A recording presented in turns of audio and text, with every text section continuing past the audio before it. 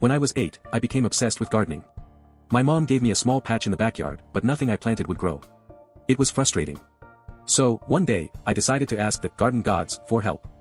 I grabbed one of my mom's nice bowls, filled it with dirt, and left it outside as a sacrifice. The next morning, I went out to check, and there it was, a dead bird, right in the bowl. I freaked out but also kind of thought it worked because, after that, my garden suddenly thrived. Everything I planted grew like crazy. I started calling myself a gardening prodigy. My mom thought I was just watering more or something, but I knew the garden gods had blessed me. Then my neighbor, Mr. Thompson, leaned over the fence one day and said, "Hey, kiddo, you seen any of my pigeons? A few have gone missing." I froze, mumbled something, and avoided him for the rest of the summer. Years later, I told my mom the story, laughing about how the garden gods accepted my bird offering.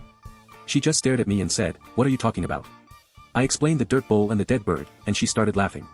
"Honey, that wasn't the garden gods. That was probably the cat. Cats do that." I was relieved, until she added, "Although, if it was the cat, I don't know how you didn't notice all the other birds." "Other birds?" I asked. "Oh, yeah," she said casually. "There were always little piles of feathers and bones around your garden. I cleaned them up so you wouldn't get upset. I figured you knew." So, yeah. Turns out my thriving garden wasn't blessed, it was a feline run murder shrine.